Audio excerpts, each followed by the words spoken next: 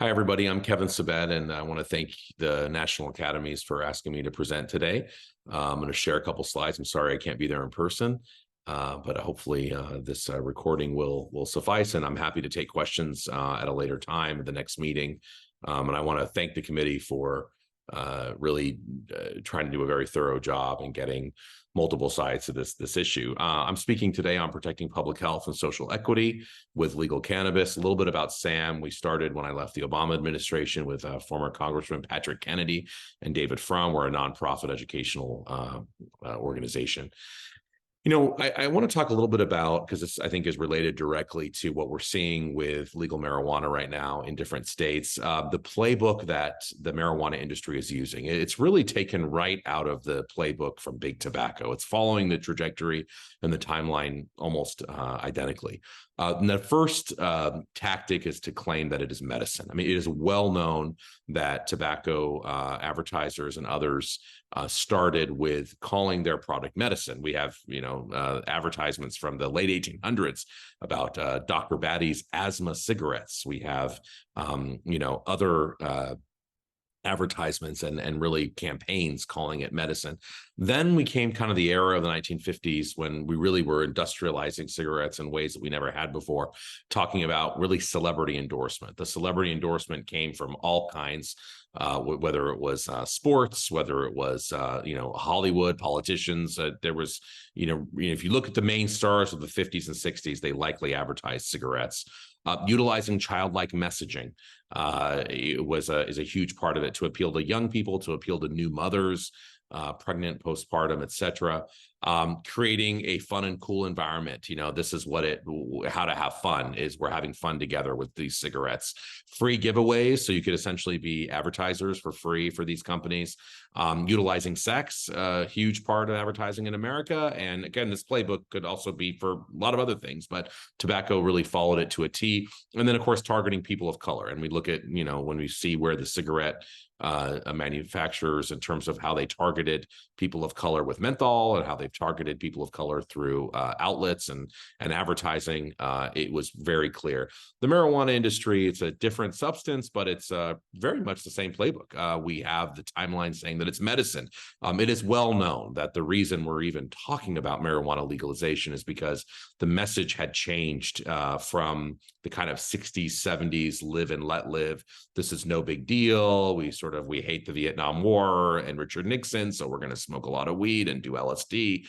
That message did not resonate in the 80s, and so the industry, the movement, had to change messaging quickly, and they came up with this idea, which was an idea created in a PR boardroom, not in a lab, called medical marijuana. And it was not medical marijuana for, whether it was Marinol, Dronabinol, or isolated components of cannabinoids like the IOM report, but rather a political campaign, a political strategy.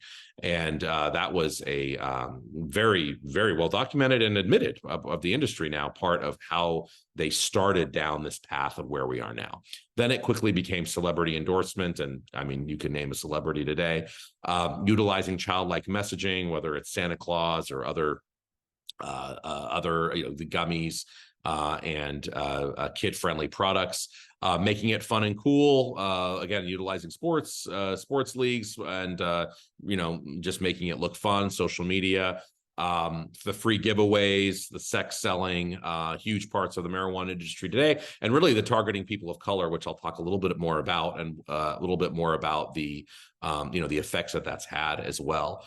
We know that big tobacco is, completely invested in big marijuana in a very big way. For example, several years ago, Altria, which is Philip Morris, of course, almost $2 billion to Cronos in Canada. We know that the alcohol industry, and this is just one example, this is an older example, Molson Coors, but we can go down the line, craft beer and other bits of the alcohol industry that's getting involved. We now see not only the marijuana industry mimicking these big businesses, but actually getting investments from them. And I want to highlight why this matters in terms of equity. A study came out, which did not get a lot of publicity, but I think should have, on when we're talking about secondhand smoke. This was an NYU study. This was at the looking at New York public housing, basically finding that more residents reported smelling marijuana than they did tobacco, and 2/3 smelling marijuana smoke secondhand, something we don't hear a lot about. But when others did research on where are the marijuana businesses concentrated, for example, in Colorado and in Denver, you saw when you look at the census, the orange is the traditionally Black and Hispanic neighborhoods of Denver, West Denver, Southwest Denver. We see that that's also where so much of this is populated with the communities of color. We see this in California too. This was a study a couple of years later, looking at Southern California, looking at Northern California, and really their conclusion was that minority populations, both licensed and unlicensed. The unlicensed is interesting because we know whether it's New York State, whether it's California, just because there's a sort of regulated regime, it doesn't mean that there are stores that are all regulated. It certainly doesn't mean that the underground market has gone away entirely at all. It's pretty alive. I want to focus on a study that I had not seen a lot of reporting on, that NIDA did, looking at the LGBTQ plus population, essentially finding a really big problem. And so when we look at equity, I think it's important to look at this, essentially finding that that it was a problem in the sexual minority population, disproportionately affecting 41 versus 18% marijuana use disorder, alcohol use disorder also doubling, but the marijuana use and opioids and alcohol similar in terms of double prevalence in sexual minority population, except for marijuana is about almost more than double. And I think that's something that we should focus on and just kind of understand. This follows other studies showing that where there are marijuana dispensaries, there is more marijuana use and more normalization, increasing likelihood of marijuana use among young people when you live near an outlet. And furthermore, on that NIDA study, we basically found, again, a disproportionate number of sexual minority teens using and having marijuana use disorder than we've had in the regular population, in the non-sexual minority population. So that's something to look at. I also want to point out some new data out of NSDA that you might be aware of that just came out, essentially showing that drop that happened, of course, probably as a result of the pandemic, is now going back up. And we see basically, well, the American Indian, Alaska Native populations, NSDA has had a hard time following since 2014, but that was always traditionally the highest, along with mixed race young kids. And it's just interesting to look at the race differences, Asian being by far the lowest, but all really of those races showing the increases, except for the white population among young people, which is interesting. And I think sometimes when we talk about, sort of young people's use is going down or is staying the same after legalization,